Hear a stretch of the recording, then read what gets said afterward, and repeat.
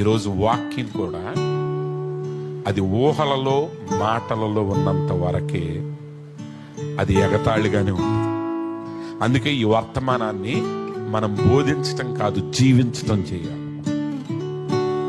ఈరోజు వాక్యాన్ని, వర్తమానాన్ని పదాల పడికట్లు కాదండి, లైఫ్ కావాలి. మనం ఒక లైఫ్ మనలోకి వచ్చిన తర్వాత దాన్ని కాదనే ధైర్యం ఎవరికి ఉండదు. ఇప్పుడు యేసుక్రీస్తు బ్రహ్మం గారిలో శరీరధారి అయ్యాడా అని అంటున్నారు. కానీ బ్రహ్మం గారిని దేవుడని ఎందుకు అన్నారు అమెరికా వాళ్ళు? నేను ఒకసారి ఒక అమెరికా పాస్టర్ గారిని ప్రశ్నించాను.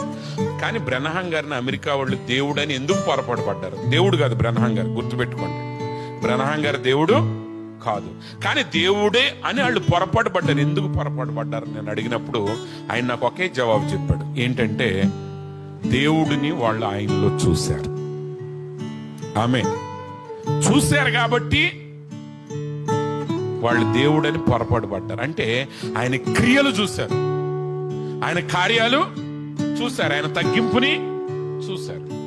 ఈరోజు నీ జీవితంలో కూడా మనం ఆ క్యాప్స్టోన్ అని మనం ఎన్నిసార్లు చెప్పినా ఉపయోగం లేదండి.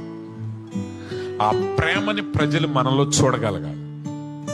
ఆ ప్రేమను మనం చూపించలేనంతసేపు నువ్వు ఎంత అరిసినా వాళ్ళకి అర్థం కాదు.